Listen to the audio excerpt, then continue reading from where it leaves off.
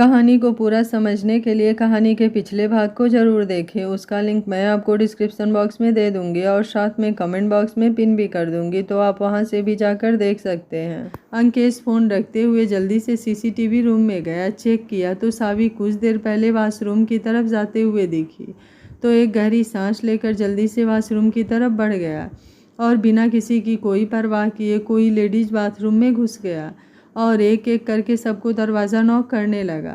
Doctor और पूरा hospital उसे समझाने में लगा हुआ था, लेकिन जैसे जैसे वक्त बीत रहा था उसका पेशेंस खत्म हो रहा था। सारा दरवाज़ा खुल गया बस एक को छोड़कर, तो गुस्से में कई बार लात मारा और लास्ट में दरवाज़ा टूट गया, लेकिन अंदर खिड़की का कांच निकला हुआ था, अंदर कोई नहीं था। डॉक्टर बोले, ठाकुर साहब आपकी वाइफ मिल जाएंगी, यहीं कहीं होंगे। अंकेश ने खिड़की से झाँक कर नीचे देखा और खुद से बोला, ये तुमने सही नहीं किया। मेरे प्यार का, मेरे जज्बातों का बहुत गलत फ़ायदा उठा लिया तुमने। मैंने प्यार से समझाया था, लेकिन तुमने मुझे हल्के में ले लिया। मैं जिस अंकेश ठाकुर को ख़त्म कर देना चाहता हूँ, तुम बार बार उसे सामने लाना चाहती हो, तो देखो अब तुम। हॉस्पिटल के बाहर आया तो उसके गार्ड, ड्राइवर सब उसी का इंतज़ार कर रहे थे। सावी नहीं थी उसके साथ। अंकेश को इतने गुस्से में देखकर किसी की कोई हिम्मत ही नहीं हो रही थी कि कोई कुछ भी सवाल जवाब करे। अंकेश आकर गाड़ी में बैठा और सर सीट से टिकाते हुए बोला, फार्म हाउस चलो। सावी अब ऑटो लेकर काफ़ी दूर आ चुकी थी, लेकिन अब उसे आगे का रास्ता ही नहीं मालूम था कि अब आगे जाए तो जाए कहाँ।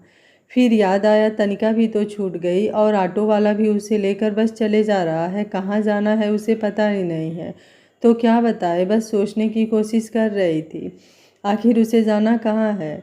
10 मिनट बाद अंकेश का फ़ोन बजा तो उठाते हुए बोला, बोलो। उधर से बॉस, मैम को अभी उधर से आवाज़ आई, बॉस मैम को अभी अभी ऑटो से अकेले जाते हुए देखा, वो हाईवे की तरफ जा रही हैं, वो भी अकेले। अंकेश अब अच्छे से बैठते हुए बोला, पीछा करो, बाकी कुछ मत करना, वो जो कर रही है करने दो, उसे पता नहीं होना चाहिए कि तुम उसके पीछे हो। बाकी लोकेशन ऑन रखो, मैं आ रहा हूँ। बोलकर फ़ोन रखा और ड्राइवर को लोकेशन बताया तो उसने गाड़ी घुमा दिया और उसके साथ साथ बाकी की गाड़ियाँ भी घूम गए। आधे घंटे बाद ऑटो वाला पीछे घूमकर सावी को देखते हुए बोला, मैडम आपको आखिर जाना कहाँ है, कुछ बताएंगी, मैं आखिर कब तक ऐसे ही चलाता जाऊँ। अंकेश सामने देखते हुए ड्राइवर से बोला, सामने वाले ऑटो 418 का पीछा करो। ड्राइवर ने हामी भर दिया। अंकेश खुद से बोला, ये ऑटो ऐसे कैसे चला रहा है, इसे दिख नहीं रहा है कि सामने बस है। फिर जल्दी से अपने ड्राइवर को ऑटो को ओवरटेक करने को बोला, लेकिन ऑटो अभी उनसे दूर था। अंकेश गुस्से से बाहर देखते हुए बोला, ये लड़की क्यों है इतनी जिद्दी कि कुछ भी नहीं सोचती है करने से पहले। सावी ने ड्राइवर की तरफ देखा और कुछ बोलती कि ऑटो जाकर इधर उधर होते हुए बस में टकरा गई। अंकेश तेजी से गाड़ी का गेट खोलते हुए चिल्लाया, सावी। 2 मिनट बाद आंखें खोलते हुए सामने देखा, ऑटो सच में बस से टकरा गई थी। अंकेश जहां था वहीं रुक गया और उसके साथ साथ बाकी सब लोग भी। 4 कदम की दूरी 4 किलोमीटर लग रही थी। उसके हाथ पैर बुरी तरह से कांप रहे थे। वो वापस से उसे बिल्कुल नहीं खोना चाहता था। कुछ लोग जल्दी से ऑटो को घेर कर खड़े हो गए।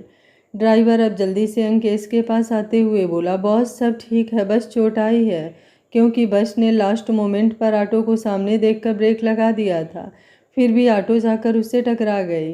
अंकेश कुछ नहीं बोला और सबको हटाते हुए सामने आया। बाकी लोगों ने दोनों को बाहर निकाल दिया। ऑटो पूरी तरह से टूट चुकी थी। अंकेश ने सावी के हाथ पैर और सर पर चोट देखा तो अब सारा 5 मिनट के पहले वाला गुस्सा बाहर आ गया और सबको एक नज़र देखकर जाने को बोला। ड्राइवर को इशारा किया तो वो ऑटो के ड्राइवर को पकड़कर अपने साथ ले गया। सावी ने अब उसे यहाँ देखा तो उसकी हालत ख़राब हो गई। ऊपर से बाकी सबको जाने को बोलने से सब लोग 2 मिनट में वहाँ से ऐसे गायब हुए जैसे वहाँ कोई था ही नहीं। अंकेश उसे घूर रहा था। सावी हिम्मत करके कुछ बोलने को हुई कि अंकेश अब उसका हाथ पकड़कर उसे वैसे ही खींचते हुए गाड़ी के पास आया और दरवाज़ा खोलकर अंदर धक्का मार दिया और गेट बंद करके ड्राइविंग सीट पर बैठकर गाड़ी को वहाँ से घुमा दिया। सावी उसे देख रही थी। दर्द भी हो रहा था, लेकिन इस समय दर्द की नहीं बल्कि उसे अंकेश को देखकर डर लग रहा था। अंकेश अब गुस्से में फुल स्पीड में गाड़ी चला रहा था। गाड़ी इस समय कितनी स्पीड में भाग रही थी उसे इस बात का कोई ख्याल नहीं था। 1 घंटे दूरी अब उसने 15 मिनट में पूरा किया और घर के बाहर गाड़ी रोककर वापस से गाड़ी का दरवाज़ा खोला और वैसे ही उसका हाथ पकड़कर खींचते हुए अंदर लाया। तनिका ने हाल में सावी को ऐसे देखा तो कुछ बोलने को हुई, लेकिन अंकेश को इतने गुस्से में देखकर उसकी भी हिम्मत नहीं हुई कि कुछ बोले। अंकेश उसे अपने रूम में लाया और वॉशरूम में खड़ा करके शावर ऑन कर दिया, लेकिन बोला अभी भी कुछ नहीं, बस गुस्से से उसे देख रहा था। तनिका, सावी को इतनी चोट कैसे लगी है? स्टीफेन ने उसे घूरा और बाहर निकल गया। तनिका बोली, सच में इस बंदे का कुछ नहीं हो सकता है? अरे पता है तो बताओ, वरना मत बताओ। कौन सा नहीं बताओगे तो मैं तुम्हारा मर्डर कर दूंगी। आधे घंटे तक भीगने के बाद सावी ने सर उठाकर अंकेश को देखा, जो अभी भी उसे ही देख रहा था। अंकेश अब आगे बढ़ते हुए बोला, कहाँ भाग रही थी? सावी कुछ नहीं बोली, बस 2 कदम पीछे हो गई। अंकेश गुस्से से हाथ दीवार पर मारते हुए बोला, बोलो, जाना चाहती हो ना? सावी ने बस आंखें बंद कर लिया, लेकिन बोली कुछ नहीं। अंकेश बोला, ठीक है, अब मैं तुम्हें खुद छोड़ कर आऊँगा, जहाँ बोलोगी वहाँ छोड़ कर आऊँगा। उसके बाद अपनी ये शक्ल मुझे कभी मत दिखाना, बहुत हो गया तुम्हारी जिद। अब तुम अंकेश ठाकुर की जिद देखोगी। बोलते हुए वैसे ही बाहर निकल गया। सावी अब उसे जाते हुए देख रही थी। कुछ देर बाद वैसे ही बैठ गई। क्या हुआ? अभी पिछले 1 घंटे में उसे जैसे कुछ समझ ही नहीं आ रहा था। अंकेश बाहर हॉल में आया और तनिका को सावी को देखने को बोलकर बाहर निकल गया। तनिका अब जल्दी से अंदर आई। बाथरूम से पानी गिरने की आवाज़ आ रही थी तो जल्दी से दरवाज़ा खोलकर अंदर आ गई। सावी अब बेहोश हो चुकी थी। उठाने की कोशिश किया, लेकिन कोई फ़ायदा नहीं हुआ। तनिका को अब कुछ समझ नहीं आ रहा था तो वापस से बाहर आई, जहाँ आस्था जी हॉल से अंदर आ रही थी। तनिका ने अब जल्दी से जाकर उन्हें सावी के बारे में बताया तो वो उसके साथ अंदर चली गईं। आधे घंटे बाद सब लोग अंकेश के रूम में सावी को घेर कर खड़े थे, बस अंकेश को छोड़कर। सावी बेहोश थी। डॉक्टर उसकी पट्टी और दवा देकर जा चुके थे। आस्था जी ने बलवीर ठाकुर की तरफ देखा और वापस से सावी को देखने लगी। क्या से क्या हाल कर लिया है? तनिका सबको चाय लेकर अंदर आई और देते हुए बोली, आंटी ये ठीक हो जाएगी, आप लोग प्लीज़ ज़्यादा टेंशन ना लो। आस्था जी और बाकी किसी ने कुछ नहीं बोला। जब तक उसे सब कुछ याद नहीं आ जाता तब तक कैसे कोई टेंशन ना ले। दूसरे दिन सुबह 8 बजे सावी ने आंखें खोल कर देखा और उठकर जल्दी से बैठ गई। तनिका अंदर आते हुए बोली, तो आपकी नींद पूरी हो गई, अब तो आप खुश होंगी। वैसे मुझे उम्मीद नहीं था कि सच में तुम ऐसा कुछ करोगी जिसने तुम्हें बर्बाद कर दिया, तुम्हारा वजूद और तुम्हारी पहचान तुमसे छीन लिया। तुम अभी भी उसके लिए ये सब कर रही हो? सावी ने उसे देखा और फिर पूरे रूम को। तनिका उसके पास आते हुए बोली, खुश हो जाओ, जिसे ढूंढने की कोशिश कर रही हो वो रात को भी घर नहीं आए और उधर से ही सिंगापुर निकल गए, हमेशा हमेशा के लिए। अब तुम पूरी तरह से आज़ाद हो। सावी उठते हुए बोली, कुछ भी बकवास कर रही हो? तनिका बोली, हाँ ठीक है, खुद पता कर लो, लेकिन पहले चाय पी लो। सावी बिना उसकी कोई बात सुने बाहर निकल गई। तनिका उसका चाय पीते हुए बोली, जो होता है अच्छे के लिए होता है, बस आगे भी कुछ अच्छा हो जाए। 1 महीने बाद सावी अब धीरे धीरे नॉर्मल हो रही थी। सारी बातें तो नहीं, लेकिन 50% चीज़ें उसे याद आ चुकी थी, जिसकी वजह से शिखा के प्रति एक अजीब ही फीलिंग उसके मन में भर चुकी थी। उसके बाद भी उसने ना तो उनसे अब कभी मिलने को बोला और ना ही कभी वापस से उनका जिक्र किया। अंकेश अभी तक वापस नहीं आया था और ना ही उसका कुछ पता था कि वो इस समय कहाँ है। सावी अब एकदम से शांत हो चुकी थी, ना ही ज़्यादा किसी से बात करती और ना ही कुछ और, बस ज़्यादा से ज़्यादा अपने रूम में रहती। आस्था जी ने उसे अपने साथ चलने को बोला, लेकिन उसने इस बार साफ साफ उन्हें कह दिया वो कहीं नहीं जाएगी। उनका मन करे तो वो आकर उससे कभी भी मिल सकती हैं। शाम को वो बालकनी में बैठी बाहर गार्डन को देख रही थी। कुछ देर बाद उठकर गार्डन में आ गई और वहाँ पर लगे फूलों को देखने लगी। तनिका दादाजी को देखते हुए बोली, आपको क्या लगता है दादू, अंकेश भाई कब तक वापस आएंगे? अब तो सावी भी ठीक हो रही थी, कोशिश भी तो कर रही है। आपको नहीं लगता कि अब उन्हें वापस आ जाना चाहिए? दादाजी चाय पीते हुए बोले, वो पहले से ही जिद्दी था, जब तक उसका मन नहीं होगा वो नहीं आएगा। तनिका बोली, लेकिन दादाजी बोले, तुम चिंता मत करो, सब जल्दी ठीक हो जाएगा। वैसे पहले बहू को लाकर एक काम अच्छा किया था और तुम्हें लाकर दूसरा काम भी अच्छा किया। अब लग रहा है इस घर में इंसान रहने लगे, वरना तो यहाँ के लोग इस घर की तरह पत्थर हो चुके थे। तनिका बोली, ऐसे कैसे पत्थर हो जाएगा, वो भी मेरे रहते हुए? मुझे तो लग रहा है अब बस एक चीज़ की कमी है, वो भी पूरी हो जाए, उसके बाद देखिएगा सब कुछ ठीक हो जाएगा। सावी गार्डन में फूलों के नीचे मिट्टी लगा रही थी। तनिका उसके पास आकर थोड़ी दूर पर बैठते हुए बोली, वैसे क्या तुम्हें भी नहीं पता है कि भाई कहाँ है इस समय? सावी ने एक नज़र उसे देखा, फिर बिना कुछ बोले बस अपने काम में लग गई। तनिका बोली, सावी बोली, मैं अपना काम कर रही हूँ, प्लीज़ करने दो। फालतू के तुम्हारे सवालों का मेरे पास कोई जवाब नहीं है, और अगर है तो मैं देना नहीं चाहती। तनिका उसे देख रही थी। सावी कुछ देर तक वैसे ही लगी रही और जब थक गई तो वापस से अपने रूम में चली गई। अब ये सब उसका रोज़ का काम हो चुका था। सुबह शाम वो ज़्यादा से ज़्यादा वक्त गार्डनिंग करती, फूलों को पानी और नए नए पेड़ लगाती और ख़ुद को ज़्यादा से ज़्यादा बिजी रखने की कोशिश कर रही थी। धीरे धीरे 2 महीने और बीत गए और अंकेश का अभी तक कोई पता नहीं था। गर्मी से ठंडी आ गई और सावी ने भी उसके बारे में ना तो किसी से कुछ पूछा और ना ही खुद जानने की कभी कोशिश किया। बाकी के लोगों को भी कुछ समझ नहीं आ रहा था। जब सावी को सब लोग मरा हुआ समझ रहे थे तो अंकेश पागलों की तरह उसे ढूंढ रहा था, और अब जब वो उसके और बाकी लोगों के पास है तो अंकेश उसे छोड़कर एक छोटी सी बात के लिए चला गया। और आज 3 महीने हो गए, वापस एक बार भी कोई खोज खबर नहीं लिया कि वो ठीक हुई कि नहीं। सुबह के 10 बज रहे थे। सावी उठकर अभी तक बाहर नहीं आई। तनिका दादाजी को देखते हुए बोली, दादू सब ठीक है ना? सावी अभी तक या गार्डन में होती या फिर किचन में, लेकिन आज तो वो बाहर ही नहीं आई। आपको क्या लगता है? दादाजी बोले, चिंता तो अब मुझे भी हो रही है, हमें एक बार उसे देख लेना चाहिए।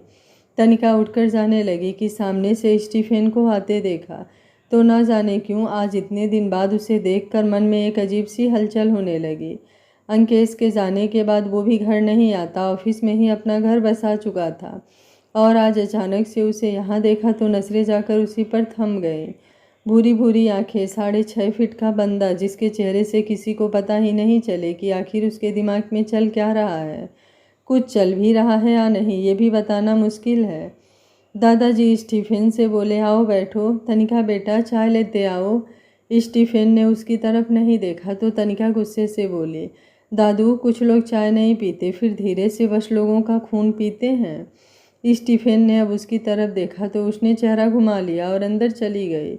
तो फिर उसने भी सर झटक लिया और दादाजी से बात करने लगा। कुछ देर बाद सावी के रूम से डॉक्टर बाहर आते हुए बोले, इंजेक्शन दे दिया है, बुखार तो कुछ देर में उतर जाएगा, लेकिन बलबीर ठाकुर बोले, लेकिन क्या डॉक्टर, मेरी बेटी ठीक तो है ना? डॉक्टर बोले, वो अपने दिमाग पर कुछ ज़्यादा ही जोर डाल रहे हैं और अपना ध्यान भी ठीक से नहीं रख रही हैं, जिसकी वजह से ये प्रॉब्लम हो रही है। आप लोग उनका ध्यान रखिए और ज़्यादा सोचने से उन्हें मना कीजिए। जैसे जैसे दवा का असर होगा सब कुछ नॉर्मल हो जाएगा। काफ़ी हार्ड दवा दिया गया था उन्हें सब कुछ भूलने के लिए, जिसका असर इतनी जल्दी नहीं जाएगा। हो सके तो घर से बाहर कहीं लेकर जाइए। बलबीर ठाकुर अब उन्हें बाहर तक छोड़कर अंदर आते हुए दादाजी के पास बैठते हुए बोले, बाबूजी अंकेश कब आ रहा है वापस? दादाजी बोले, तुम तो जानते हो उसे, आज तक उसने कभी कुछ बताया है जो आज बताएगा? बलबीर ठाकुर बोले, लेकिन ये सब जो हो रहा है उसकी वजह से हो रहा है। हो गया ना अब उसकी जिद, और कितनी सज़ा देनी है उसे? सावी की हालत नहीं दिख रही है क्या? दादाजी बोले, तुम बात करो उससे। बलबीर ठाकुर बोले, मैं जब भी फ़ोन करता हूँ उसका फ़ोन ऑफ आता है, ऑफिस में करो तो दूसरा बंदा ही उठाता है। दादाजी बोले, ठीक है, मैं नीलेश से बात करूँगा, देखता हूँ क्या हो सकता है। आज था रूम में सावी के सर पर पट्टी रख रही थी, क्योंकि इंजेक्शन के बाद भी उसका बुखार नहीं उतर रहा था। ऐसा लग रहा था जैसे घटने के बजाय बढ़ रहा है। तनिका और रोहन भी परेशान थे, किसी को कुछ समझ ही नहीं आ रहा था आखिर अचानक से सावी को ऐसा क्यों हो गया। अंकेश आज सुबह से बेचैन हुआ था, किसी काम में मन नहीं लग रहा था। आज 3 महीने से वो खुद को सावी से दूर रखा हुआ था, लेकिन आज एक एक सेकंड उसके ऊपर भारी पड़ रहा था। 2 मिनट बाद उसका फ़ोन बजा। स्क्रीन पर नंबर देखा तो जल्दी से उठाते हुए बोला, सब ठीक है ना? सावी ठीक है? स्टीफेन बोला, बॉस कुछ भी ठीक नहीं है, प्लीज़ आप आ जाइए। मैम ठीक नहीं है, बुखार उनके सर चढ़ चुका है, डॉक्टर ने बोला है अगर 1 घंटे में नॉर्मल नहीं हुई तो हॉस्पिटलाइज करना पड़ सकता है। अंकेश ने चेयर पर हाथ कसते हुए आंखें बंद कर लिया। स्टीफेन बोला, प्लीज़ आप जिद छोड़ दीजिए और आ जाइए, वैसे भी उन्हें आधा से ज़्यादा चीज़ें तो याद है, फिर आप ये जिद क्यों कर रहे हैं? अंकेश एक गहरी सांस लेते हुए बोला, उसने मेरा नाम लिया कभी? स्टीफन कुछ नहीं बोला। अंकेश बोला, मतलब वो अभी भी, और अगर वो ज़िद्दी है तो उससे बड़ा ज़िद्दी मैं हूँ। स्टीफन बोला, नहीं ऐसा बिल्कुल नहीं है, आप गलत सोच रहे हैं। अंकेश बोला, छोड़ो जाने दो तुम, उसे कुछ नहीं होगा, और अब मैं नहीं, वो खुद आएगी मेरे पास। अंकेश ठाकुर की बीवी है, इतनी कमज़ोर नहीं है कि इन छोटी मोटी चीज़ों से डर जाए। इस बार उसे हर एक चीज़ से खुद लड़ने दो, और जिस दिन वो जीत जाएगी मेरी मोहब्बत भी जीत जाएगी और मेरी जीत भी। बोलते हुए फ़ोन रख कर चेयर पर बैठते हुए सर चेयर से टिका लिया और आंखें बंद करते हुए खुद से बोला, अब और कितना इंतज़ार करवाओगी यार, प्लीज़ आ जाओ। मुझे पता है तुम आना चाहो तो कभी भी मेरे पास आ सकती हो, कोई तुम्हें नहीं रोक सकता, मैं भी नहीं, लेकिन मुझे मेरी वही बीबी चाहिए जो 2 साल पहले थी। प्लीज़ मेरा इंतज़ार ख़त्म कर दो आकर, अब और नहीं हो रहा है। 2 दिन बाद हॉस्पिटल में रहने के बाद सावी वापस से घर आ गई। अब वो पहले से बेहतर थी। तनिका उसके रूम में उसका नाश्ता लेकर आई तो वो बालकनी में खड़ी सामने देखते हुए कुछ सोच रही थी। तनिका नाश्ता टेबल पर रखते हुए उसके पास आकर बोली, चलो नाश्ता कर लो, उसके बाद दवा भी खाना है। सावी बोली, तुम जाओ मैं कर लूँगी। तनिका बोली, मुझे भरोसा नहीं है, इसलिए चलो पहले नाश्ता करो और उसके बाद। सावी ने उसकी तरफ देखा तो तनिका बोली, पता है आंखें नसीली है तुम्हारी, लेकिन मैं नहीं मरने वाली इन आँखों पर, इसलिए चलो नाश्ता करके दवा खाओ। सावी ने बिना कुछ बोले वापस से चेहरा सामने कर लिया। तनिका बोली, सावी चल ना यार प्लीज़। सावी अब अंदर आ गई और सोफे पर बैठ गई। तनिका ने उसका नाश्ता दिया और कुछ न कुछ बोले जा रही थी और सावी चुपचाप नाश्ता कर रही थी। कुछ देर बाद प्लेट टेबल पर रखते हुए बोली, पैकिंग कर लो, हम घूमने जा रहे हैं। तनिका बोली, सच में? लेकिन कहाँ? सावी बोली, गोवा, और अगर चलना है तो 2 घंटे हैं तुम्हारे पास, तैयार हो जाओ वरना मैं अकेली चली जाऊंगी। तनिका बोली, ऐसे कैसे अकेली? मैं चलूँगी ना, बस आधे घंटे में रेडी हो जाऊँगी, बोलकर बाहर निकल गई। सावी अब उठकर अलमारी खोलते हुए उसमें से कपड़े बेड पर रखते हुए खुद से बोली, अब देखो कैसे आते हो तुम, वो भी बिना बुलाए, बरसात की तरह। तनिका ने बाहर आकर दादाजी को बताया तो स्टीफन जो किसी काम से आया था उसकी बात सुनकर उसकी आंखें चौड़ी हो गई। स्टीफन जल्दी से उसके पास आते हुए उसके हाथ पकड़कर एक साइड लाया और गुस्से से बोला, तुम्हारा दिमाग खराब हो गया है क्या? कोई कहीं नहीं जाएगा। तनिका बोली, गुड, लेकिन मैं जा रही हूँ। स्टीफन उसे घूरने लगा। तनिका उसे वैसे ही देखते हुए बोली, 1 मिनट में अगर तुमने मेरा हाथ नहीं छोड़ा ना तो फिर घटना नहीं दुर्घटना घट जाएगी, जिसके जिम्मेदार तुम खुद होंगे। स्टीफन अब और गहराई से उसे घूरने लगा। तनिका बोली, ओके, जैसी तुम्हारी मर्जी। स्टीफन जल्दी से उसका हाथ छोड़कर दूर होते हुए बोला, तुम्हें नहीं लग रहा है तुम इन सब चीज़ों का फ़ायदा उठा रही हो? तनिका उसके पास आते हुए बोली, अभी तो उठाया नहीं, लेकिन बच के रहना, कभी भी कहीं भी किसी भी सिचुएशन में उठा सकती हूँ, और तुम तो जानते हो अब तुम मेरा कुछ नहीं बिगाड़ सकते। भाई नहीं तो दादू से बोल दूँगी कि तुम धमका रहे हो मुझे, उसके बाद तो तुम जानते हो क्या हो सकता है। समझे माचो मैन? बोल उसके सीने पर हाथ बढ़ाया, लेकिन स्टीफन बीच में उसका हाथ पकड़ते हुए बोला, दूर रहा करो मुझसे। तनिका बोली, क्यों, तुम्हें कोई बीमारी है? स्टीफन बोला, वाट? तनिका बोली, जब बीमारी नहीं है तो पास आने से क्यों रोक रहे हो? तुम तो आओगे नहीं तो कोई तो होना चाहिए ना जो पहल कर सके। स्टीफन बोला, तुम्हारा दिमाग सच में ख़राब हो गया है, जल्दी इलाज नहीं किया गया तो खुद तो पागल होगी ही, मुझे भी कर दोगी, बोलकर जाने लगा। तनिका बोली, अरे सुनो तो, वैसे ये बीमारी नहीं है। स्टीफन बिना उसकी कोई बात सुने अब वहाँ से निकल गया। 2 घंटे बाद सावी ने दादाजी को अपना ख्याल रखने को बोलकर तनिका के साथ एयरपोर्ट के लिए निकल गई और किसी को भी अपने पीछे आने से साफ साफ मना कर दिया। अंकेश सुबह सुबह अपने रूम में चक्कर लगा रहा था। उसका फ़ोन बजा तो उठाते हुए बोला, सब ठीक है ना? स्टीफन आज पहली बार थोड़े गुस्से में बोला, मैम गोवा चली गई हैं, अब आप अपनी ज़िद लेकर बैठे रहो, मुझे नहीं लग रहा है वो अब आपके पास आएंगे, क्योंकि। अंकेश बोला, वाट? स्टीफन बोला, जो मुझे बताना था आपको बता दिया, बोलकर फ़ोन रख दिया।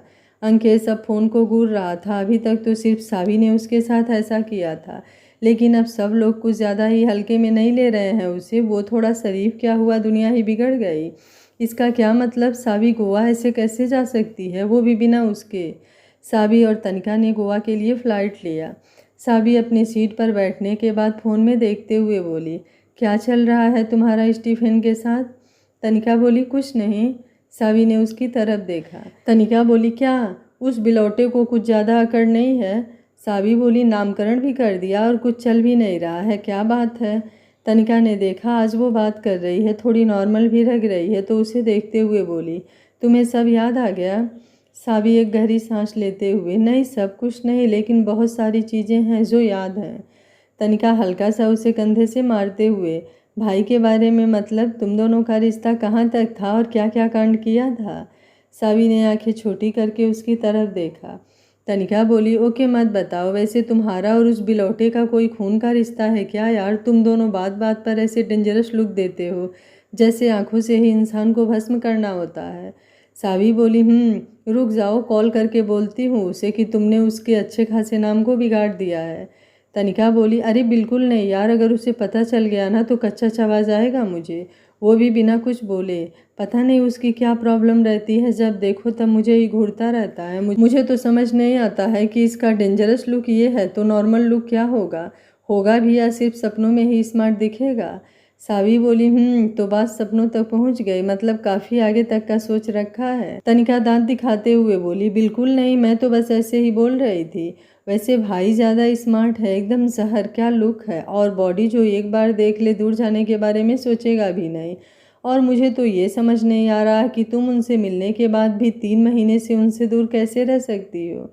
स्टीफन जो उनके सीट के पीछे बैठा हुआ था, तनिका की बातें सुनने के बाद मन तो किया कि उसे उठाकर अभी के अभी फ्लाइट से बाहर फेंक दे, लेकिन मजबूरी में उसे चुपचाप शांति से बैठना था, क्योंकि यही अंकेश के आर्डर थे जिसे किसी भी हाल में उसे मानना ही था।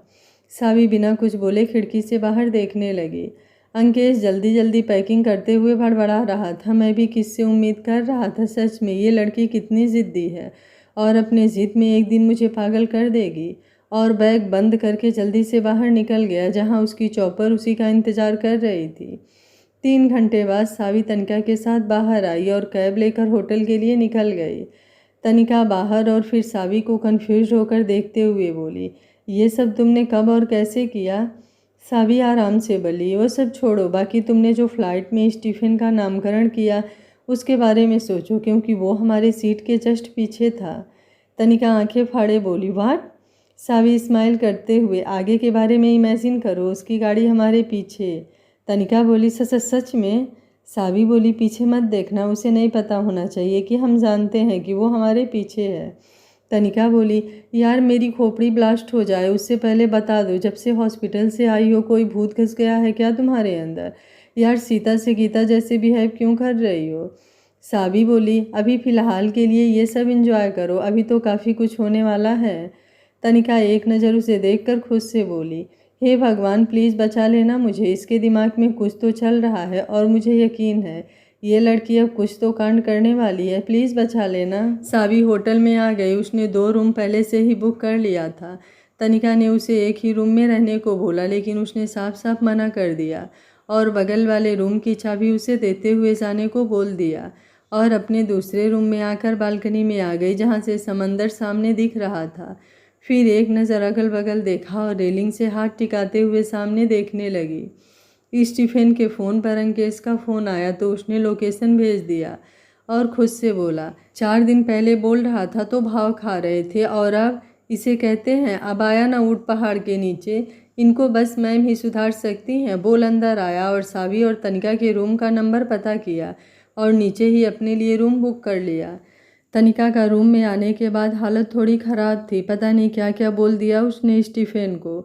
अगर सच में वो सुन चुका है तो पता नहीं कैसे रिएक्ट करेगा। सावी नहा धोकर फ्रेश हुई और एक मैसेज तनिका को करके बाहर निकल गई। तनिका खुद से बोली, सच में ये लड़की मेरी जान के पीछे पड़ी हुई है, प्लीज़ भगवान इतनी जल्दी तो नहीं मरना है मुझे।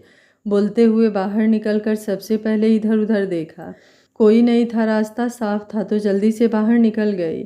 सावी ने उसे चाय नाश्ते के लिए नीचे कैफेटेरिया में आने को बोला था तो ढूंढते हुए जल्द से जल्द उसके पास पहुंचना चाहती थी कि बीच रास्ते में ही उसका हाथ पकड़कर किसी ने खींच लिया। ये सब कुछ इतना जल्दी हुआ कि उसका दिमाग पूरी तरह ब्लैंक हो चुका था। 2 मिनट बाद आंखें खोल कर देखा, स्टीफन उसे घूर रहा था। तनिका ने 2-3 बार पलकें झपका कर देखा, वही था, मतलब वो सच में यहाँ है। सावी सच बोल रही थी। अब तो पक्का ये बंदा उसका भरता बनाकर बिना मिर्च मसाला डाले ही चबा जाएगा कि उसके कान में आवाज़ आई, तुम्हारी हिम्मत कैसे हुई है? तनिका खुद के अंदर कॉन्फिडेंस भरते हुए, तुम यहाँ? व्हाट अ सरप्राइज़, मुझे तो पता ही नहीं था कि तुम यहाँ भी आ रहे हो, नहीं तो साथ में आ जाते। बोलते बोलते थूक गटका और उसे देखने लगी जो गुस्से में उसे घूर रहा था। तनिका बोली, देखो तुम मुझे डरा नहीं सकते, डरती नहीं हूँ मैं तुमसे। स्टीफन बोला, सच में नहीं डरती हो तुम? बोल उसके कंधे पर हाथ रखा तो तनिका की सांसें ही अटक गई। स्टीफन बोला, अभी भी नहीं डर लग रहा है ना? तनिका बोली, देखो तुम। स्टीफन उसके कंधे पर दबाव बनाते हुए, अभी भी नहीं डर रही हो? तनिका को अब दर्द हो रहा था, फिर भी वो उसकी आंखों में देखकर जानने की कोशिश कर रही थी कि आखिर ये बंदा है क्या और उसे क्यों डरवाना चाहता है। स्टीफन का दबाव बढ़ता जा रहा था। तनिका अब बिना कुछ बोले बस किसी तरह खड़ी थी। 2 मिनट बाद भी जब वो कुछ नहीं बोली तो हाथ हटाते हुए बोला, जाओ यहाँ से, और आज के बाद तुम्हारे ज़बान पर मेरा नाम गलती से भी नहीं आना चाहिए। तनिका बोली, और आ गया तो क्या करोगे, ऐसे ही डरवाओगे? स्टीफन उसे गुस्से से घूरते हुए बोला, क्या मरना चाहती हो लड़की? तनिका बोली, इतना आसान है क्या मारना? स्टीफन बोला, मेरे लिए कुछ भी मुश्किल नहीं है। तनिका बोली, ठीक है तो मार दो। स्टीफन बोला, देखो। तनिका बोली, वही देखने की कोशिश कर रही हूँ, हेल्प कर दो तुम, शायद तुम्हारी हेल्प से जल्दी समझ जाऊँ चीज़ों को। स्टीफन दीवार पर हाथ मारते हुए बोला, इनफ, आराम से समझा रहा हूँ, समझ नहीं आ रहा है तुम्हें? तनिका ने उसके मारने से आंख बंद कर लिया था। 2 मिनट बाद जब कोई आवाज़ नहीं आई तो आंखें खोल कर देखा, सामने स्टीफन के हाथ से ब्लड निकल रहा था। वो जैसे ही उसका हाथ पकड़ने के लिए आगे आई, स्टीफन उसे खुद से दूर झटकते हुए बोला, जितना मेरे पास आने की कोशिश करेगी यही सब देखोगी, इसलिए बोल रहा हूँ दूर रहो मुझसे। तनिका बेबसी से उसे देख रही थी। स्टीफन चेहरा घुमाते हुए बोला, तुम्हारी शक्ल से मुझे कोई फर्क नहीं पड़ता, अब जाओ यहाँ से। तनिका अब बिना कुछ बोले बाहर निकल गई। सावी आराम से चेयर पर बैठकर तनिका का वेट कर रही थी। कुछ देर बाद वो आकर उसके सामने चेयर पर बैठ गई। सावी बोली, क्या हुआ, फेस पर 12 क्यों बजे हैं, बिलौटे से टकरा गई थी क्या? तनिका कुछ नहीं बोली, बस दूसरी तरफ देखने लगी। सावी उसके हाथ पर अपना हाथ रखते हुए बोली, रिलैक्स, इतना मत सोचो, कुछ दिन स्पेस दो और खुद पर फोकस करो, और अगर फिर भी वो नहीं माना तो हम किस लिए हैं? तनिका ने अब उसकी तरफ देखा। इस सावी से तो वो आज तक कभी मिली ही नहीं, लेकिन जो भी है सब अलग और नया लग रहा था। सावी ने वेटर को बुलाकर ऑर्डर दिया और वैसे ही बोली, जब तुम उसके पीछे भागोगी तो वो अपने को स्पेशल समझेगा और तुम्हें ज़ीरो। उसके पीछे भागना बंद करो, कहीं नहीं जाएगा वो, और गया भी तो वापस आएगा, खुद को उसे हर्ट करने मत देना। तनिका कुछ नहीं बोली, बस उसे ही देख रही थी। सावी ने वेटर को जाने को बोला तो वो चला गया। सावी उसे देखते हुए बोली, क्या सोच रही हो, गोवा में हैं हम यार, एंजॉय करते हैं ना, वैसे भी आज तक एक बाउंड्री में ही वक्त बिताया, आज मौका मिला है तो जो करना है वो करेंगे। जिसको हमारी चिंता है वो हमारे पीछे आएगा, ना कि हम उसके पीछे जाएंगे। तनिका के चेहरे पर अभी स्माइल आ गई। वेटर ब्रेड कटलेट और वहाँ की कुछ लोकल डिश रखकर चला गया। कुछ दूर पर अंकेश के गार्ड सादे ड्रेस में खड़े उस पर हर वक्त नज़र रखे हुए थे। सावी थोड़ा सा झुकते हुए बोली, तुम्हें जो करना है करो, खुल कर जियो, बाकी हमारी सेफ्टी का पूरा इंतज़ाम है यहाँ पर, बस तुम्हें शो नहीं करना है। तनिका ने सर हाँ में हिला दिया और चाय पीते हुए इधर उधर देखने लगी। सावी भी आराम से बैठ गई। अंकेश स्टीफन को कॉल किया और जैसे ही स्टीफन कॉल उठाया, अंकेश बिना वक्त गवाए बोला, 1 सेकंड के लिए भी नज़र नहीं हटनी चाहिए, सबको बोल दो मैं बस पहुंचने वाला हूं। स्टीफन बोला, यस बॉस, सब ठीक है, मैम सेफ है। अंकेश बोला, वही होना चाहिए, फिर भी वो गोवा में है, और बाकी तुम जानते हो, अगर किसी को पता चला अंकेश ठाकुर की बीवी है तो खतरा उसके ऊपर नहीं, वो खतरे के ऊपर बैठी मिलेगी। स्टीफन बोला, बॉस ऐसा कुछ नहीं होगा, आप टेंशन मत लीजिए, मेरे रहते मैम को कुछ नहीं होगा। अंकेश बोला, ठीक है, बोलते हुए फ़ोन रख दिया। स्टीफन फ़ोन जेब में रखते हुए जल्दी से बाहर आया। सावी तनिका के साथ बीच की तरफ निकल गई। स्टीफन फ़ोन मिलाते हुए अब जल्दी से उनके पीछे निकल गया कि सच में दोनों कहीं किसी मुसीबत में ना फंस जाएं। कुछ देर बाद सावी तनिका दोनों बीच पर एक साइड में बैठकर पैर पानी में डुबाकर बात करने में बिजी थे। तो स्टीफन कुछ दूरी बनाकर एक साइड में खड़ा हो गया कि दोनों उसे वहां से नहीं देख सकती थी। बाकी लोगों को भी स्टीफन ने इधर उधर बिखरने को बोल दिया।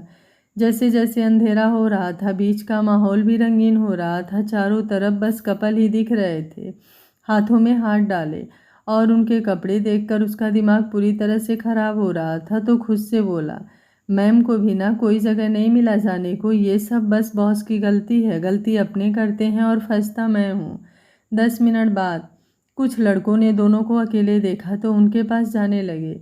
स्टीफन की आंखें सिकुड़ गई। वो उनके सामने नहीं जाना चाहता था, लेकिन अब तो जाना ही पड़ेगा। उन्हें रोकने के लिए सोचते हुए अब जल्दी से आगे बढ़ गया। सावी इधर उधर देखकर उठते हुए बोली, चलो। तनिका बोली, अब कहाँ जाना है? सावी बोली, अभी नहीं, जाने के बाद पता चलेगा, चलो जल्दी।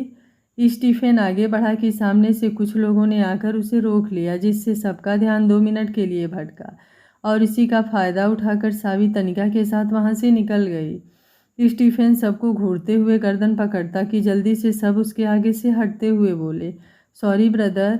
स्टीफन अभी कुछ रिएक्ट करता तब तक सब लोग वहां से गायब हो चुके थे। आधे घंटे बाद अंकेश की गाड़ी होटल के बाहर रुकी और जैसे ही ड्राइवर ने उसका गेट खोला वो उतरते हुए बोला, सावी कहाँ है? स्टीफन बोला, बॉस वो। अंकेश जहाँ था वहीं रुक गया और फ़ोन को सामने करके वापस से कान के पास लगाते हुए बोला, बोलने से पहले सोच लेना कि तुम्हारे पास कितने शब्द हैं और तुम उनमें से कितना इस्तेमाल करना चाहते हो, क्योंकि तुम्हारा शब्द ही तुम्हारा भविष्य निर्माण करेंगे। स्टीफन का गला सूख रहा था, फिर भी बोलना तो था ही उसे। तो एक नज़र सामने देखा, फिर हिम्मत करके बोला, बॉस वो आप ब्लू बार आ जाओ, हम सब वहीं हैं, मैम भी। अंकेश अब आगे बढ़ते हुए बोला, 5 मिनट और। फ़ोन काट कर जेब में रख कर सावी के रूम का चाबी लिया और अंदर चला गया। सावी ने अब तनिका को थोड़ा टेस्ट करवाने के चक्कर में अच्छा खासा ड्रिंक करवा दिया था और खुद भी उसके साथ मस्त होकर पी रही थी। आज ना तो उसे कोई रोकने वाला था और ना ही कोई कुछ कहने वाला। आज उसकी जो मर्जी सब करने के लिए आज़ाद थी, जिसका वो पूरा फ़ायदा उठा लेना चाहती थी। कुछ देर बाद दोनों स्टेज पर आ गई और मस्त होकर डांस करने में बिजी हो गई। स्टीफन की हालत अब और ख़राब थी। सावी को ऐसे देखने के बाद अंकेश पता नहीं कैसे रिएक्ट करेगा, सोच सोच कर उसकी हालत ख़राब थी। 10 मिनट जैसे ही अंकेश ने अंदर कदम रखा, जिसकी भी नज़रें उसके ऊपर पड़ रही थी, वो सब अब धीरे धीरे वहाँ से गायब हो रहे थे। ब्लैक शर्ट और ब्लैक पैंट, शर्ट के ऊपर के 2 बटन खुले हुए, हाथ के स्लीव्स ऊपर चढ़ाया हुआ था, चेहरे पर कोई भाव नहीं। स्टीफन ने जैसे ही आगे बढ़कर कुछ बोलना चाहा, उसने उसे हाथ दिखाकर जहाँ था वहीं रोक दिया और अपने सीधे स्टेज पर चढ़ा और बिना वक्त गंवाए सावी को कंधे पर उठाते हुए जैसे आया था वैसे ही एक नज़र स्टीफन को देखकर बाहर निकल गया। स्टीफन समझ गया अब इस लड़की को उसे ही संभालना होगा, लेकिन जो सबसे बड़ी मुसीबत थी वो टल गई। अब वो उसके साथ रात भर अगर भांगड़ा भी करेगा तो भी कौन सा फ़र्क पड़ने वाला है। सोचते हुए आकर सोफे पर बैठते हुए वेटर से एक सॉफ्ट ड्रिंक लिया और जल्दी से पी गया कि कुछ तो राहत मिले इस तूफान से। आज तक सिर्फ उसने कांड किया है, लेकिन सुबह से जो उसकी हालत ख़राब हुई है आज तक नहीं हुई थी। सावी अंकेश के कंधे पर से छूटने की कोशिश कर रही थी, लेकिन अंकेश की पकड़ काफ़ी मजबूत थी। वो सीधे उसे लेकर उसके रूम में आया और बेड पर पटकते हुए उसकी तरफ झुकते हुए बोला, तुम्हारी हिम्मत कैसे हुई है बिना मेरी इजाज़त यहाँ आने की? सोचा भी कैसे तुमने कि यहाँ आकर ये सब करोगी और मैं कुछ नहीं बोलूँगा? सावी बिना पलके झपकाए बस उसे देख रही थी, उसकी वही काली आंखें जिसमें इस समय उसे गुस्सा दिख रहा था। अंकेश खड़ा होते हुए बोला, जवाब दो, मना किया था ना मैंने, तो फिर ये सब क्या है? सावी उठते हुए बस अभी भी उसे देखे जा रही थी। उसकी नसीली आंखें जो ड्रिंक करने के बाद और नसीली हो चुकी थीं, और बिना कुछ बोले जिस तरह से वो उसे देख रही थी, अंकेश को अब कुछ भी ठीक नहीं लग रहा था। जो कुछ देर पहले गुस्सा था वो अब कब हवा हो गया उसे खुद भी पता नहीं चला, और सावी उठकर उसके पास बराबर में आकर खड़ी हो गई। अंकेश वापस से आगे कुछ बोलने को हुआ कि सावी ने बिना कुछ बोले आगे बढ़कर उसके होठों को लॉक कर दिया। अंकेश को अब कुछ समझ ही नहीं आ रहा था कि ये सपना है या फिर हकीकत, और अगर हकीकत है तो बस वक्त यहीं ठहर जाए और वो इस पल में डूब जाए। 2 मिनट बाद उसके हाथ उसके कमर पर थे। सावी पैशनेटली उसे किस कर रही थी, जैसे अभी तक का सारा गुस्सा उसके ऊपर उतार रही हो। अंकेश ने उसे दूर करना चाहा लेकिन वो नहीं हुई। कुछ देर बाद जब थोड़ी शांत हुई तो उससे दूर होकर बेड पर बैठते हुए आंखें बंद कर लिया। अंकेश अब जल्दी जल्दी सांस लेते हुए बोला, ये क्या था, ऐसा कौन करता है? सावी कुछ नहीं बोली, बस वैसे ही बेड पर लेट गई। उसकी ब्लैक मिनी स्कर्ट के नीचे पूरा पैर दिख रहा था और ऊपर शॉर्ट्स के ऊपर जैकेट में कमर का हिस्सा। अंकेश उसे देख रहा था और समझने की कोशिश कर रहा था कि जो कुछ अभी अभी 2 मिनट पहले था वो क्या था। क्या वो होश में है, उसे सब कुछ याद आ चुका है, या फिर नशे की खुमारी है जो उसने ये सब किया? अगर नशे की खुमारी है तो फिर ठीक नहीं है। अगर उसकी जगह कोई और होता तो? सोचते हुए उसे वापस से गुस्सा आने लगा। वो किसी और के साथ? इधर स्टीफन तनिका को लेकर जाने की कोशिश कर रहा था लेकिन वो अब आराम से स्टेज पर बैठ चुकी थी और यहाँ से ना जाने की जिद पकड़ चुकी थी, जिसे स्टीफन मनाने की कोशिश कर रहा था। एक तरफ उसके बॉस ने बैंड बजा रखी थी और दूसरी तरफ ये लड़की उसे परेशान करने को कोई कसर नहीं छोड़ रही थी। सबके साथ मिलकर इसे पागल करने का पूरा प्लान बना चुके थे। इसलिए वो लड़कियों से दूर रहना चाहता था लेकिन आज पता नहीं कहाँ से फंस चुका था। अंकेश अब सावी को थोड़ा गुस्से में देखते हुए बोला, सावी उठो, ये सब क्या था? तुम ऐसा कैसे कर सकती हो? अगर आज मैं नहीं होता, मेरी जगह कोई और होता तो क्या तुम उसके साथ भी?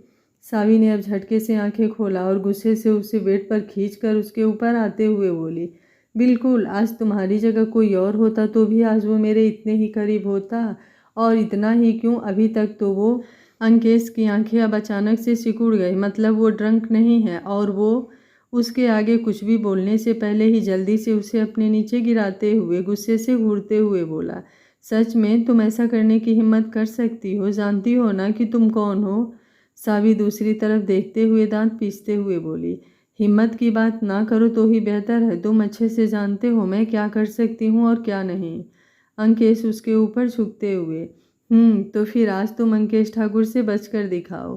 2 साल 3 महीने का इंतज़ार बहुत लंबा करवाया है तुमने, और मुझे उम्मीद है जब इतना सब कांड मुझे यहाँ लाने के लिए किया है तो सब याद आ चुका होगा तुम्हें। सावी ने उसकी तरफ देखा तो उसके चेहरे पर स्माइल थी, जिसे देखकर उसे गुस्सा आने लगा। अंकेश उसके सर पर किस करते हुए बोला, अंकेश ठाकुर के साथ ऐसी हरकत सिर्फ एक ही इंसान कर सकता है और वो हो तुम। बोलते हुए आगे बढ़ा लेकिन उसने चेहरा घुमा लिया। अंकेश जहाँ था वहीं रुक गया और उसे देखते हुए बोला, इस गुस्से का कारण? सावी कुछ नहीं बोली, ना ही उसकी तरफ देखा। अंकेश अब उसे छोड़कर बगल में लेट गया और फिर ऊपर देखते हुए बोला, कितना लंबा इंतजार करवाया है तुमने, ऑलमोस्ट जान ही ले लिया था, फिर भी यहाँ अकेले चली आई। पता है कितना डर गया था मैं कि सब कुछ छोड़कर आना पड़ा। सावी उठकर बैठते हुए, मैंने नहीं बोला था आने को, वापस जा सकते हो। अंकेश ने उसे गुस्से में देखा तो अपने ऊपर खींचते हुए बोला, नाराज हो, सजा दे दो, मंजूर है, लेकिन अब और दूर जाना पॉसिबल नहीं है, और जब तक मेरी सांसें चल रही है तब तक तो बिल्कुल नहीं जाने दूंगा। सावी ने अब उसकी आंखों में देखा। उसकी काली गहरी आंखों में इस समय बस उसके लिए बेइंतहा मोहब्बत थी और एक अनचाहा डर जो उसे साफ साफ दिख रहा था। अंकेश उसके बाल कान के साइड करते हुए बोला, तो आगे क्या इरादा है मिसेस ठाकुर? ऐसे ही मारने का इरादा है? सावी उठने लगी लेकिन उसने उसे नहीं छोड़ा और वैसे ही देखते हुए बोला, खत्म कर दो ना मेरा इंतज़ार। सावी उसका हाथ हटाते हुए बोली, छोड़कर तुम गए थे, बोल उठकर बालकनी में आ गए। अंकेश जल्दी से उसके पीछे आकर पीछे से पकड़ते हुए बोला, इस बात से नाराज़ हो, लेकिन मुझे तो लगा अगर नहीं जाता तो तुम अभी तक अपनी ही बनाई दुनिया में भटकती और रोज़ रोज़ मुझे खुद से दूर करने का प्लान बनाती। इसलिए जाना ज़रूरी था कि तुम जल्द से जल्द सब याद करो, मेरी कमी को समझो। बोलते हुए उसके कंधे पर होठ रखकर चूम लिया। उसकी गर्म सांसें सावी की धड़कनें बढ़ाने के लिए काफ़ी थी। अंकेश अब उसे अपनी तरफ घुमाकर रेलिंग से टिकाते हुए बोला, एक एक सेकंड मैंने तुम्हारे बिना कैसे काटा है वो सिर्फ और सिर्फ मैं जानता हूँ, लेकिन अब और मैं उन सब बातों को याद नहीं करना चाहता, बस तुम्हारे साथ जीना चाहता हूँ। और अगर तुम और नाराज़ हुई ना तो। सावी ने उसकी तरफ देखा। अंकेश उसे छोड़ते हुए बोला, तो मैं यहाँ किसी को पकड़ लूँगा, फिर उसके साथ यहीं बस जाऊँगा, क्योंकि यहाँ की लड़कियाँ तुमसे ज़्यादा हॉट हैं। और सावी उसके सीने पर मारते हुए बोली, अच्छा, हॉट और सेक्सी भी, और भी बहुत कुछ होंगी। तो फिर ठीक है, जाओ उन्हीं में से उठा लो किसी को, यहाँ रहने की कोई ज़रूरत नहीं है। बोलते बोलते दोनों अंदर आ गए। अंकेश पीछे जा रहा था और वो उसे मारते हुए आगे। अंकेश उसका हाथ पकड़ रहा था और वो लगातार उसे मारे जा रही थी। दोनों वापस से बेड पर आ गए और अब पीछे जगह खत्म हो चुकी थी। सावी ने हाथ उठाया तो अंकेश बेड पर गिर गया और उसे अपने पास खींचते हुए बोला, मेरी बीवी से हॉट कोई हो ही नहीं सकता। बोलते हुए अब जल्दी से उसके होठों को लॉक कर दिया और उसका हाथ पकड़ लिया। कुछ देर बाद सावी ने खुद को छुड़ाना बंद कर दिया और आंखें अपने आप बंद हो गई। जिस सुकून की तलाश में आज तक भटक रही थी वो मिल चुका था। अंकेश उसके पूरे चेहरे को चूमते हुए बोला, I love you, love you, love you so much, सिर्फ और सिर्फ तुम मेरी हो, अंकेश ठाकुर की। सावी उसे देखते हुए बोली, मैं हमेशा से तुम्हारी ही थी। अंकेश के चेहरे पर अब सुकून आ गया। उसकी सावी, उसकी बीबी वापस से अब पूरी तरह से उसकी है। तो आंखें बंद करके उसे अपने पास खींच लिया और कसकर पकड़ते हुए बोला, जान ही ले लिया था तुमने मेरा, अब एक सेकंड के लिए भी मुझसे दूर नहीं जाने दूंगा। सावी बोली, इतना तेज कौन पकड़ता है यार। अंकेश वैसे ही बोला, आदत डाल लो, तुम अंकेश ठाकुर के पकड़ में हो। और अब अगर कुछ और बोली ना तो फिर सारा इंतज़ार आज रात भर जाग कर पूरा करना पड़ जाएगा तुम्हें।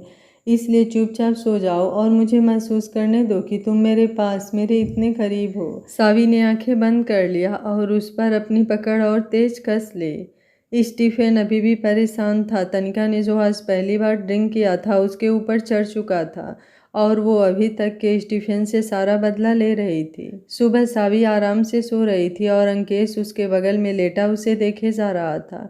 आज पूरे 2 साल 3 महीने बाद उसके लाइफ में ये दिन आया था। उसने तो बीच बीच में ये उम्मीद ही छोड़ दिया था, लेकिन अब सब ठीक है। तो वो खुद को पूरी तरह से यकीन दिलाने में लगा हुआ था कि सब ठीक है, सावी उसके पास है।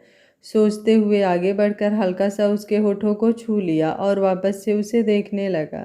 कुछ देर बाद सावी को अपने ऊपर किसी की नज़र महसूस हुई तो आंखें खोल दिया। अंकेश बोला, गुड मॉर्निंग बीबी, उठ जाओ यार, वरना मेरा दिल बार बार बगावत कर रहा है।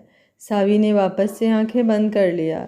अंकेश बोला, मतलब सच में नहीं उठना है? सोच लो यार, इतना हॉट बंदा तुम्हारे सामने है और तुम्हें सोने की पड़ी है। मौसम भी देखो कितना कूल है। और अगर तुम सच में नहीं उठी ना तो मैं अकेले ही बाहर चला जाऊंगा और फिर लड़कियों ने अगर मुझे ऐसे देख लिया तो तुम जानती हो।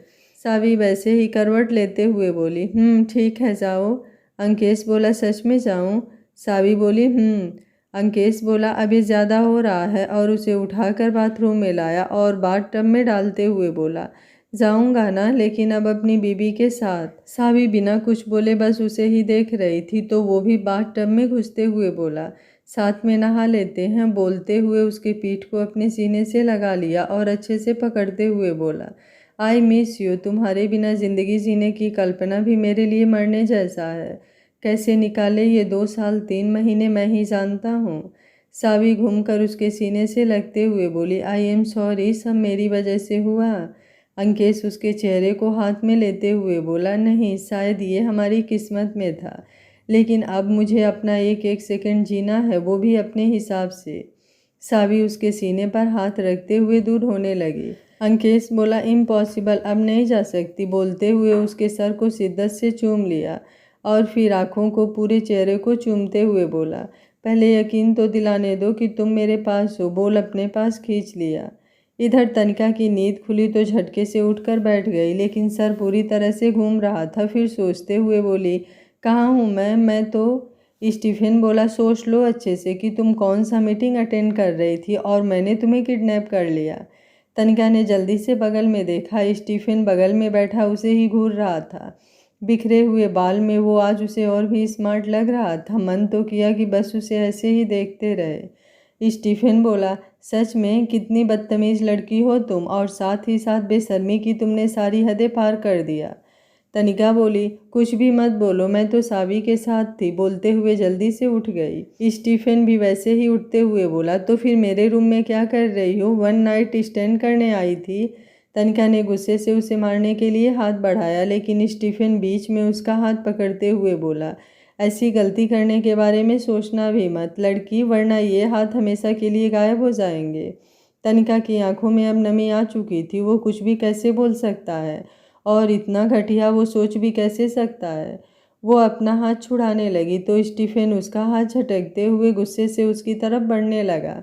तनिका पीछे जाते हुए दीवार से लग गई तो हाथ दीवार पर मारते हुए बोला, आखिरी चांस दे रहा हूँ, यहाँ से गायब हो जाओ, वरना वो होगा जो तुम सोच भी नहीं सकती हो। यहाँ चारों तरफ भेड़ियाँ हैं जो तुम्हें किसी भी समय कच्चा चबा जाएंगे, उसके बाद कुछ भी नहीं बचेगा। इसलिए जितना पैसा लेना है ले लो मुझसे, लेकिन जाओ यहाँ से, बॉस को मैं संभाल लूँगा। कोई अच्छा लड़का देखकर शादी करके खुश रहना। तनिका जो उसके दीवार पर मारने से आंखें बंद करके खड़ी थी, अब आंखें खोलकर उसे देखने लगी। आज उसकी आंखें रोज से अलग थी, कुछ तो था। स्टीफन अब उससे दूर होने लगा। तनिका पीछे से उसका हाथ पकड़ते हुए बोली, कोई और नहीं चाहिए, मुझे तुम चाहिए, रख लो ना अपने पास। स्टीफन जबड़े भींचे गुस्से से खुद को शांत करने लगा, लेकिन तनिका ने उसका हाथ नहीं छोड़ा तो पलटकर उसे घूरते हुए खुद से बोला, अभी तो उसने रात को सिर्फ नशे में बोला था, लेकिन अब वो ऐसे बोलेगी उसे उम्मीद नहीं थी। तनिका बोली, तुम्हें क्या लगता है तुम्हारे गुस्सा करने से दूर हो जाऊंगी? नहीं जाऊंगी जब तक तुम।